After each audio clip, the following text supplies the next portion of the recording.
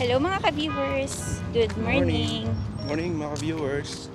Sa mga subscribers po namin, maraming salamat po sa palaging panonood sa mga videos namin.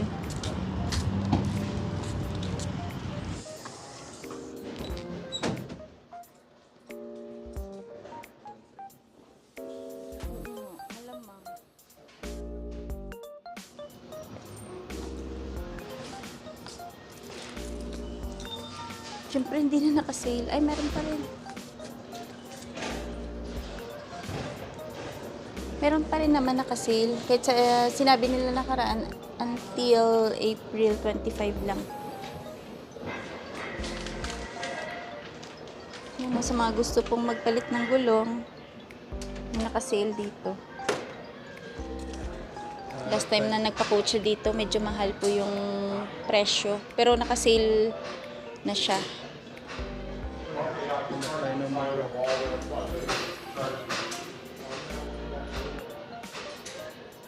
Ito Motomaster, sabi nila maganda daw ito. 225 lang. Kabisado mo yung sukat ng gulong pa? May picture ka dyan, diba? 225 sa 225, 55, 517. Siguro yung range ng price na ito, depende sa laki na. Sa quality ito. So, yan. Kailangan pumunta dun sa nag-a-assist para check nila sa computer yung price. Tapos, bigyan kanila ng quotation. So, yan po yung bagong quotation na hiningi niya. Para naman yan sa Motomaster. Magkano? Ikot mo. Doon sa last page. 1,054 para sa apat. Ito, Andun pa sa una, yung description niya. Description niya is Firestone. maganda. Tapos yung kabila, ito naman Motomaster. Ikot mo yung last page. 809. Oo nga, mura oh. All season yan, Papa, no? Oo. Kasi yung tinitingnan po namin, all season na lang para yung winter tires na siguro papalit namin pag nakakita kami ng kahit ano lang, second hand lang. Kasi ilang years o kaya makahanap kami na mas mura pa na winter tires. Yan, tingin po tayo dito ng mga battery charger, booster, jumper. Ito oh. Naka-sale po siya, 151. Save siya ng 38. Ito din. Maganda kasi ito habang naka-sale siya, dapat meron po kayong ganito. Para pagdating ng winter, meron kami yung pang jumper sa mga baterya ng sasakyan in case na mamatay yung baterya. Iba-ibang mga brand. Ayan o, may 42, maliit lang. 76. Ayan.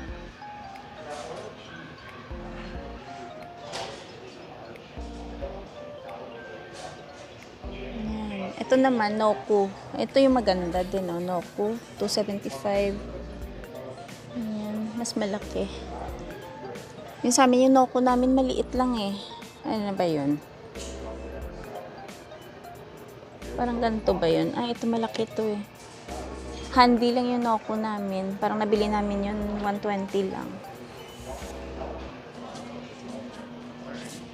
Nagpa-coat ka rin ng bearing? Bearing sa Ford niya.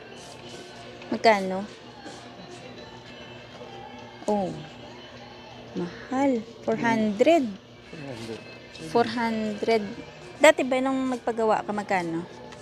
500 ata yun. Ano yan pa? Dalawa na yan or isa lang? Dalawa na. Sa gulong? Bearing sa gulong? Or ano pa yun? Sa wheel bearing.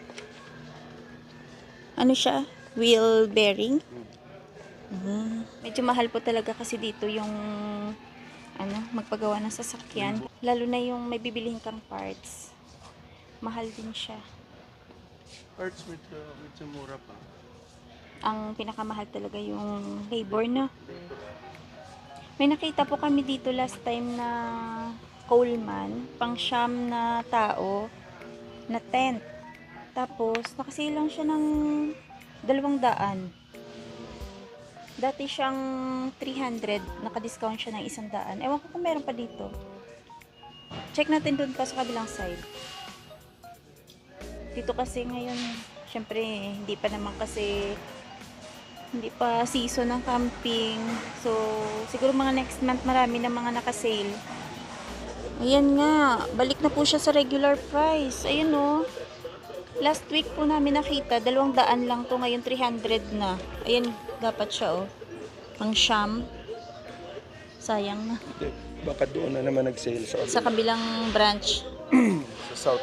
Oo, sa bagay pagkatapos dito ng sale nila, sa kabilang branch, doon ulit sila nagsisale. Spray natin. Gaganda po ng strawberries nila dito sa North Hills. Lalaki no? Isang balot. Ayan o, 499. Ganda siya. Tapos ito naman, 9, 2 pounds. Ito 1 pound. 5. Pwede na. Isang piraso. Pwede na yan pang oatmeal lang. Guilty yan tayo. Ito raspberries. 7. Paubos na yung blackberries ko dun eh. Blackberries o berries? Ay, blueberries pala. Ito.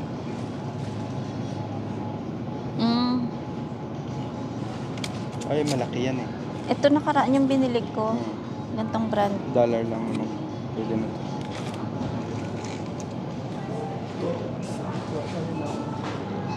Wak lang, basket saglit lang.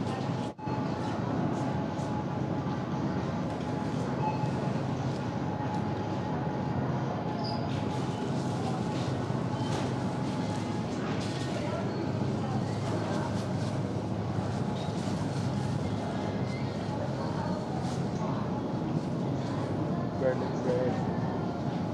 Compliments, check mo dun. Pero wala silang ano. May mga compliments yun dito? Wala. Ay, iba yun. Yes ko lang. Masarap yun nabili mo nakaraan eh. Mura 15. Oo nga. Parang madami na, no? Ito pa, oh. 16. Ilang piraso? 6. 5. 5 pero malalaki na. Pwede na. Naka-sale kasi siya. Yan ang inuulam ko eh. Pagka mga ulam nila puro baboy. Pili tayo ng tuna. Ha?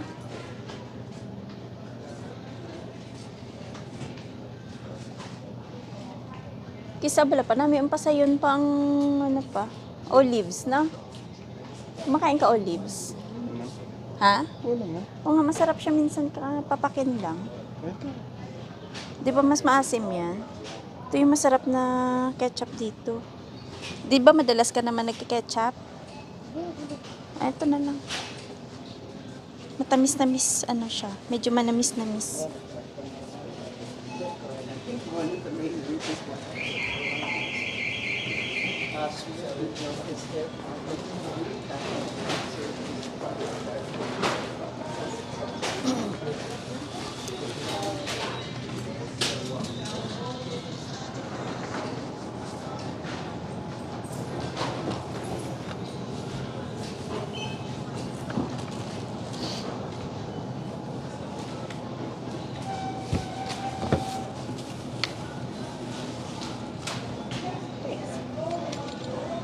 Naka na iba.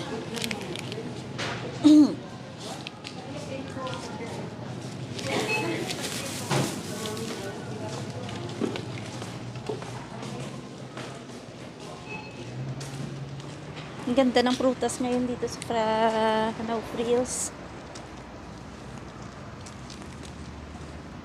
No, maganda ngayon yung mga stocks nila, no? Fresh pa.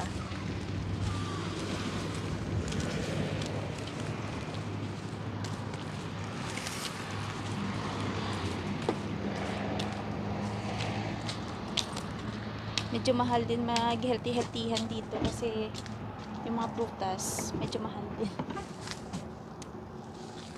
Pero kaysa naman yung kakain ka sa mga kapehan, mga, di ba? Bibili ka ng mga ready to eat na lang. At least yan, maganda pa yung dulot sa katawan mo. Wow, breakfast dito sa labas. Morning guys. Morning mga viewers. Healthy-healthyhan po tayo. Siya lang. Yung pagkain ko oatmeal na merong yan, may saging, Blueberry. blueberries, tsaka raspberry. Ay, hindi. Ano to? Blackberry. Yan, oh. Ilang piraso. Ako naman. Kay Dadong. Yan. Garlic. Garlic bread. Calf lib, tsaka egg. Sarap. Kain tayo.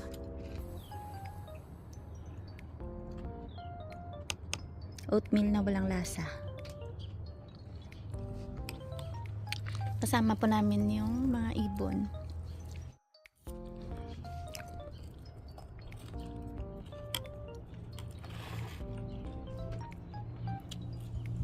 Parang feel na feel mo na dito pa. Sarap dito, no? Kapon malamig kasi. Ngayon hindi masyado. Oo nga, parang kanina malamig, tapos ngayon parang okay na. Nag-green na po yung apple namin. Nagkakaroon na siya ng dahon. Ayan pala yung wall namin. Nilagyan na nila ng panibagong pintura. Ano siya? Parang royal blue. Okay. Wala. Yan yung dingding na parang accent lang kasi hindi naman kabuuan to may kulay.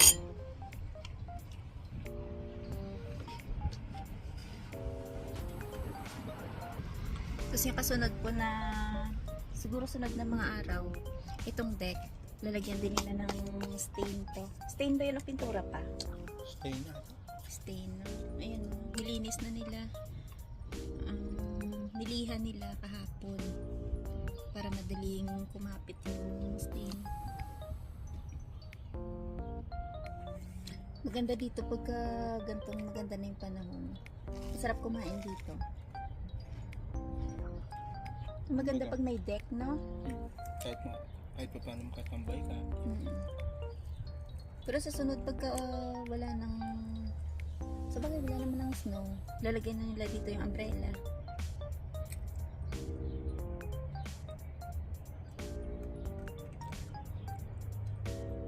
Feel na feel mo dito. Parang feel at home. Nagap lang tumambay dito pag wala kong ginagawa. Lalo na pagka yung sa gabi pa na maganda na yung panahon talaga. Mainit na ba, no? Tatambay, kape-kape.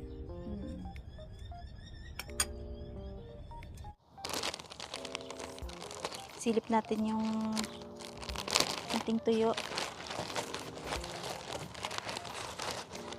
Sharon.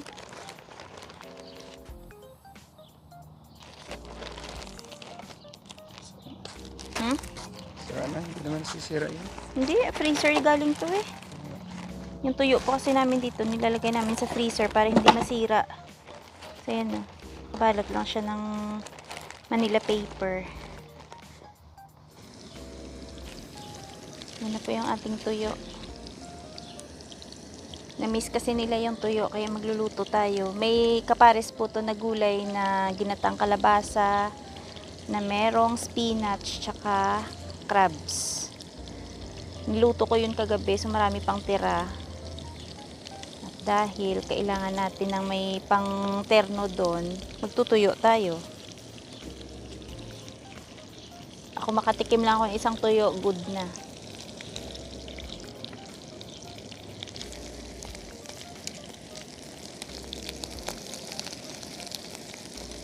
Ang ganda ng pagkaluto, oh. Nilalayuan ko lang yung usok niya kasi pupunta sa amoy.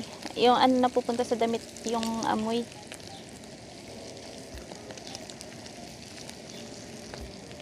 Oh.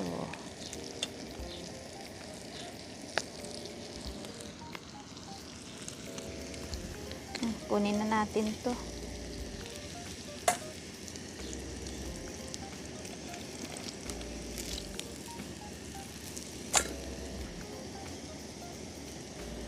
Up.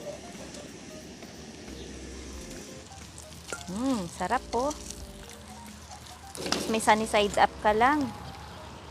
Solve ang altang namin. Tatanim na daw po tayo ng sibuyas.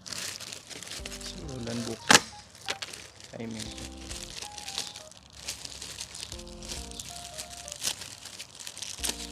May mga tubo na pa, no? Ah, okay.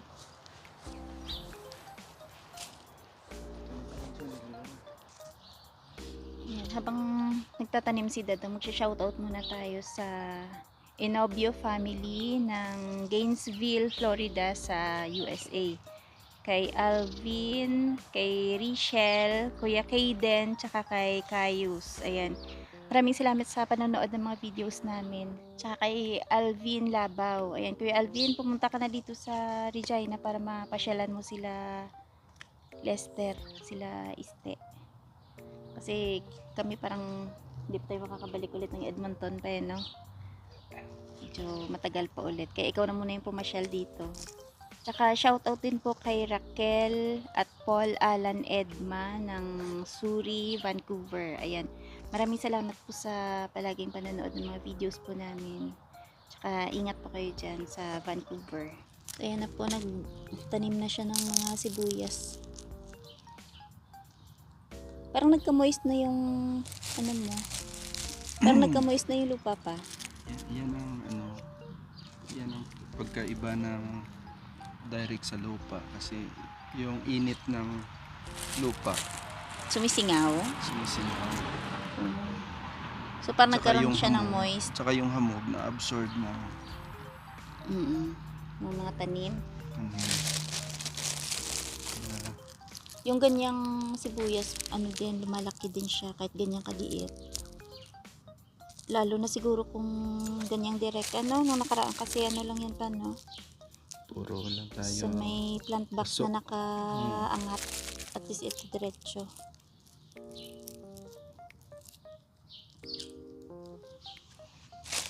Hindi siya complicated magtanim ng mga ganito. Simple lang naman. Ganyan lang.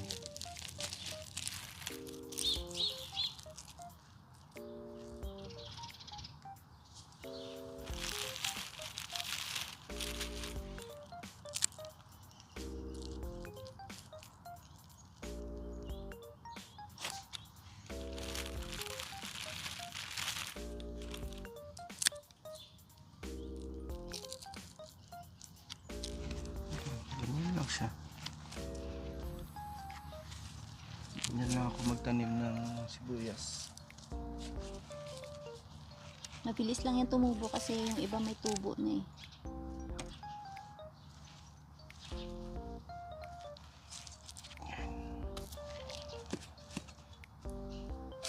Dami pala niyan pa. Dyan mo lang ilagay sa mga maliliit. Akala ko nga bulaklak yung ilagay mo dyan.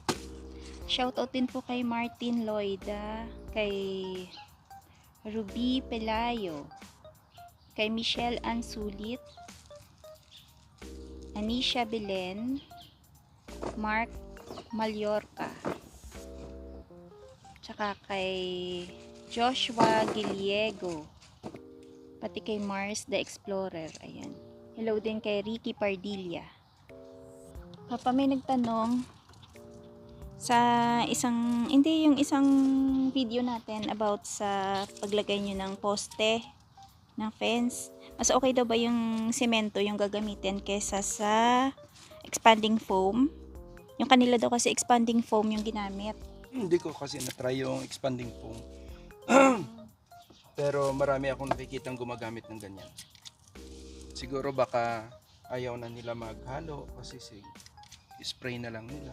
Oo, mas madali, no? Bubuhos na lang nila tapos yung babubbles na kaagad yan eh. Ah, Unlike- yun yung mga ginagamit din pa sa ano pa? Sa wall? Parang Spray gano'n. foam. Oh, yun pala yun. Kaya nakasanayan ko kasi gamitin semento talaga. Sabagay yung foam kasi, ini-spray lang parang handy no? Pero alam mo Mabilis lang. yung foam, para sa akin kahit na hindi ko nagamit yan, maganda yan siya kasi unlike sa semento, Mm. yung semento kasi pag nababasa, let's say may ulan Mm. o nababasa ng tubig, nag-absorb siya ng moist. Oh, Sisirain niya yung kahoy. poste. Yung Unlike puno. sa foam na yan na hindi makapenetrate yung tubig doon. Yan ang ano niya. Yung pinagkaiba. Oo. Ayan.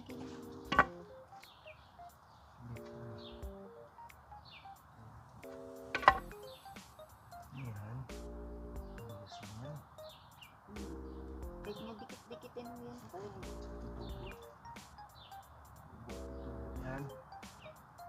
So, hindi siya baon na baon dapat mo. Aalsa din siya.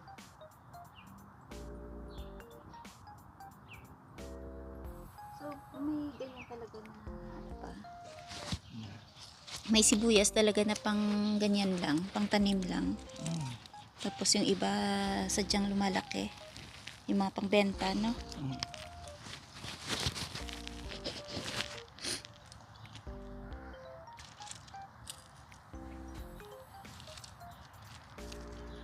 Dami pala.